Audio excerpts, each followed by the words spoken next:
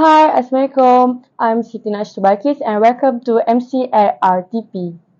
So I'm going to share with you guys my story about how I lost my 2.6k ringgit Malaysia.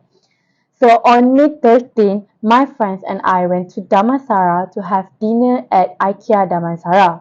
However, when we were just 3 minutes away from IKEA with it practically in front of us, our car suddenly stopped. It couldn't move because the tires were damaged. So then we called our other friends who live in the area to help us fix and change the spare tire since we were just girls who didn't know how to change tires. So they came to help us, and then fast forward to the end of the day, we end up eating at the nearest mama because I already closed at that time. But little did I know, someone actually took my wallet that night. Yeah, you heard me right. Someone took my wallet. Um, my friends and I booked a place to stay that night because we were just, too lazy to go back to Shah Alam. Plus, it was already past 1 a.m. We passed the time curfew time, which is 11 p.m.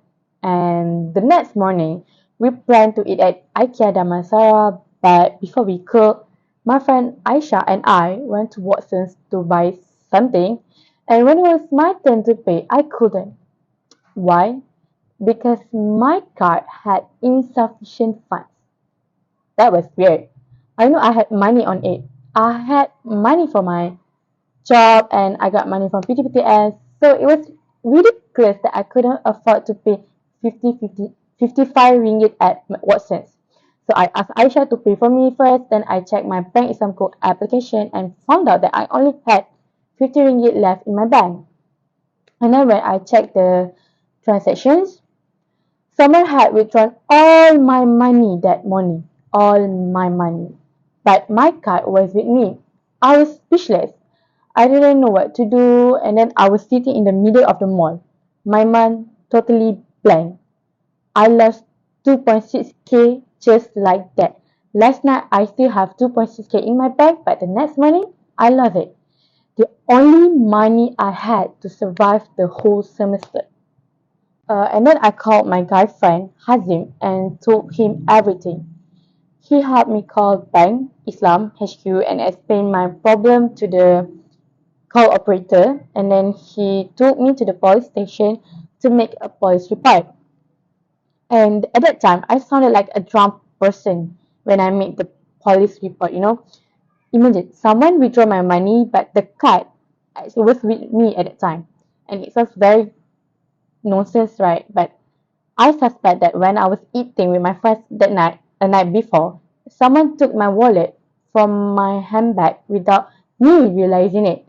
And since I found everything I had eaten with the previous night, it's very likely that the perpetrator managed to put my wallet back into my handbag. And the only person I could trust that time was Hazim, because he wasn't there that night. Aisha, because she slept somewhere else, not with us at the Airbnb, and Huda.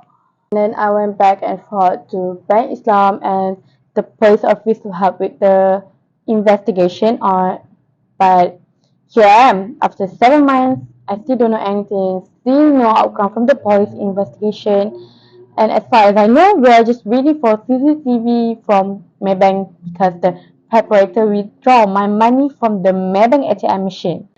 At first, I was a bit depressed. I skipped classes, a lot of work was delayed, and it was somewhat difficult to get back on track with my studies. I felt very lost at that time, and there's a lot of things I couldn't do because of I didn't have enough money. But thank God, I still had some friends who kept giving me encouragement.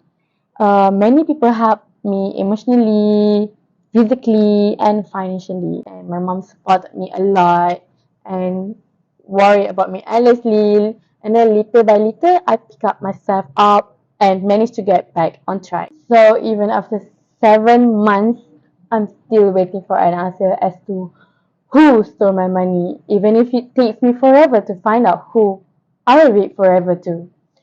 I will search for them and ensure that the person who took it gets a response. And people say that money can buy happiness, but that's a total lie. But however, this experience opened up my eyes to who I can trust and taught me to be more careful with my money and my personal belongings. Thank you for watching.